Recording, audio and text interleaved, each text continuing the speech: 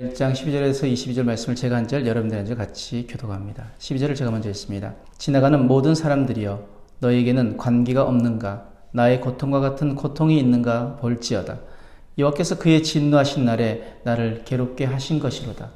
높은 곳에서 나의 골수에 불을 보내어 이기게 하시고 내 발 앞에 그물을 치사 나로 물러가게 하셨으며 종일토록 나를 피곤하게 하여 황폐하게 하셨도다. 내 죄악의 멍에를 그의 손으로 묶고 얽어 내 목에 올리사 내 힘을 피곤하게 하셨으며 내가 감당할 수 없는 자의 손에 주께서 나를 넘기셨도다. 주께서 내 영토한 나의 모든 용사들을 없는 것 같이 여기시고 성회를 모아 내 청년들을 부수시며 처녀딸 유다를 내 주께서 술틀에 밟으셨도다. 이로 말미암아 내가 우니 내 눈에 눈물이 물같이 흘러내리며 나를 위로하여 내 생명을 회복시켜 줄 자가 멀리 떠났음이로다.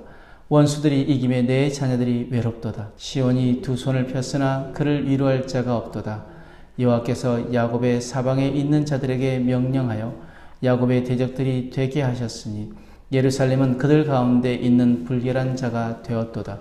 여호와는 의로우시도다. 그러나 내가 그의 명령을 거역하였도다.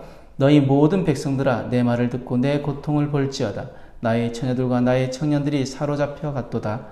내가 내 사랑하는 자들을 불렀으나 그들은 나를 속였으며 나의 제사장들과 장로들은 그들의 목숨을 회복시킬 그들의 양식을 구하다가 성 가운데서 기절하였도다. 여호와여 보시옵소서. 내가 환난을 당하여 나의 애를 다 태우고 나의 마음이 상하오니 나의 반역이 심히 크미니이다. 밖에서는 칼이 내 아들을 빼앗아가고 집 안에서는 죽음 같은 것이 있나이다. 그들이 내가 탄식하는 것을 들었으나 나를 위로하는 자가 없으며 나의 모든 원수들은 내가 재난당하는 것을 듣고 주께서 이렇게 행하신 것을 기뻐하였나이다. 그러나 주께서 그 선포하신 날을 이르게 하셨소. 그들이 나와 같이 되게 하소서. 함께 했습니다. 그들의 모든 악을 주 앞에 가지고 오게 하시고 나의 모든 죄악들로 말미암아 내게 행하신 것 같이 그들에게 행하옵소서. 나의 탄식이 많고 나의 마음이 병들었나이다. 아멘. 오늘 말씀의 내용은 예루살렘이 자신에게 닥친 재난 앞에서 하나님의 의로우심을 선포하고 자기의 죄악을 고백합니다. 또 자신을 대적하고 비웃는 원수들을 공의로 심판해달라고 예레미야는 하나님 앞에 간구하고 있습니다. 오늘 말씀 통해서 우리는 무엇을 깨달아야 할까요? 먼저 12절에서 16절 말씀 보면은 죄가 많은 예루살렘을 죄 때문에 세잔하게 하시고 강력한 바벨론의 손아귀에 하나님께서 넘기십니다. 예루살렘은 애국을 비롯한 주변국에게 도움을 받았지만 하나님은 예루살렘을 국제적으로 고립되게 만들어 버리십니다.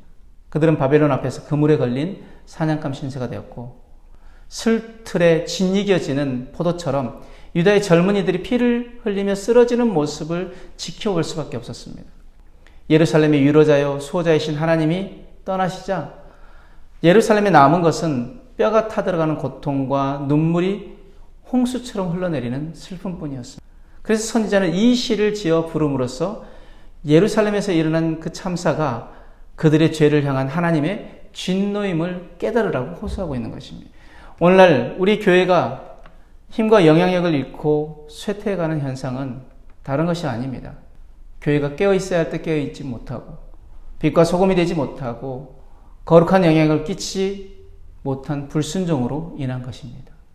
우리의 죄가 하나님의 진노를 촉발하고 있지는 않는지 우리는 우리 자신들을 돌아보아야 될 줄 믿습니다.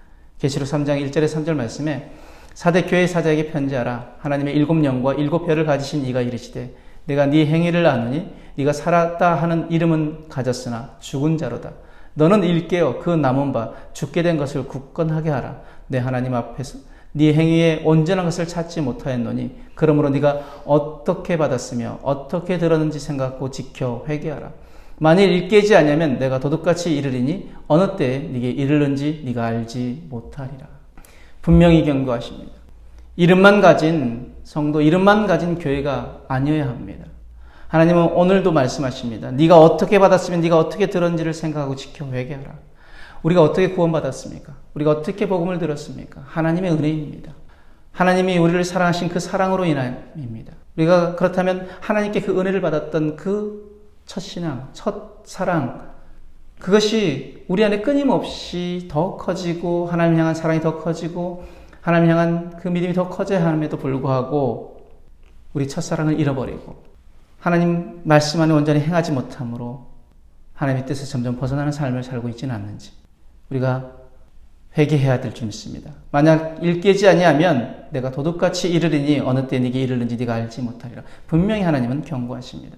사대교회는 외적으로 살아있는 것처럼 보였지만 실상 죽어있다고 꾸짖으시면서 회개하고 영적으로 깨어나라고 경고하신 이 경고가 사대교회만 하신 경고가 아니라 오늘 우리의 교회에게, 오늘 우리들에게 주시는 경고임을 우리는 깨달아야 합니다.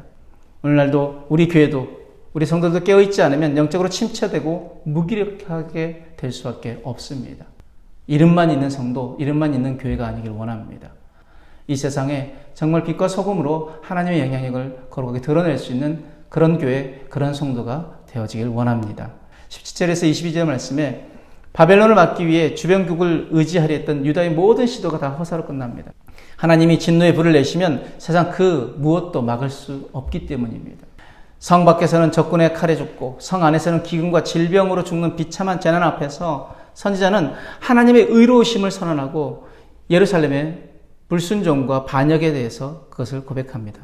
하나님을 원망하거나 다른 존재를 탓하지 아니하고 고통스럽고 비참한 그 현실 앞에서 하나님은 의로우시다고 고백하면서 남을 비방하기보다는 자신을 먼저 살핍니다. 그리고 하나님이 예루살렘에 진노를 쏟으실 때 바벨론은 자신이 하나님의 손에 들려진 도구인 줄 깨닫지 못하고 도에 지나치게 유다 백성들을 학대했습니다. 그리고 주변국들은 파괴되는 예루살렘을 보면서 자신과 상관없는 일인 것처럼 비웃었습니다. 이에 선지자는 하나님께 예루살렘의 죄를 벌하신 것처럼 다른 나라들도 징벌해달라고 탄원하고 있습니다. 왜요? 하나님이 온 세상 모든 민족을 정의로 심판하시는 분임을 알았기 때문입니다. 오늘 우리 또한 우리가 이 땅 가운데 하나님이 그리스도인으로 또 하나님이 하나님 자녀로 우리를 세우신 것은 무엇 때문입니까? 우리가 선한 사마리아인이 되어야 될 줄 믿습니다. 이웃이 당하는 그 고통에 무관심으로 대하는 것이 아니라 그냥 제사장처럼 지나가고 레인처럼 지나가 버리는 것이 아니라 우리가 그 선한 사마리아 사람처럼 도움이 필요한 곳에 또 아픔이 있는 곳에 우리가 찾아가서 그들을 위로하고 그들을 세워주는 일들을 해야 우리가 하나님의 자녀이고 우리가 그리스도인이라고 우리가 칭함받을 수 있을 것입니다. 그들이 손을 내밀 때, 도움의 손을 내밀 때 우리는 외면하고 있지는 않은지, 그들의 고통에 무관심하고 있지는 않은지 우리는 돌아보아야 합니다. 야고보서 2장 15절 17절 말씀에 만일 형제나 자매가 헐벗고 일용할 양식이 없는데 너희 중에 누구든지 그에게 이르되 평안히 가라, 덥게 하라, 배부르게 하라 하며 그 몸에 쓸 것을 주지 아니하면 무슨 유익이 있으리요? 이와 같이 행함 없는 믿음은 그 자체가 죽은 것이라. 행함이 없는 믿음은 죽은 것이라고 말씀하십니다. 그저 말뿐인, 그냥 그들에게 말로만 하지 말고 행함으로 하라고 말씀하십니다. 그래서 요한일서 3장 17절 18절 말씀에 누가 이 세상의 재물을 가지고 형제의 궁핍함을 보고도 도와줄 마음을 닫으면 하나님의 사랑이 어찌 그 속에 거하겠느냐. 자녀들아, 우리가 말과 혀로만 사랑하지 말고 행함과 진실함으로 하자. 아멘. 하나님 우리에게 건강 주시고 하나님 우리에게 물질 주신 것은 무엇입니까? 우리 잘 먹고 잘 살라고 우리에게 주신 것 아니라는 것입니다. 그것으로 하나님의 영광을 드러내라는 것입니다. 하나님의 영광을 드러내는 것이 무엇입니까? 도움이 필요한 곳에, 가난한 자들에게, 소외받는 자들에게 하나님의 사랑을 그들에게 흘려보내라는 것입니다. 하나님 나에게 물질 주신 것, 하나님 나에게 건강 주신 것 흘려보냄을 통하여서 하나님이 하나님 되심을 보여지는 것, 그것이 하나님 우리에게 원하시는 것인데 우리는 어떻게 살아가고 있는지, 말과 혀로만 사랑하지 아니하고 행함과 진실함으로 나아가라고 분명히 말씀하십니다.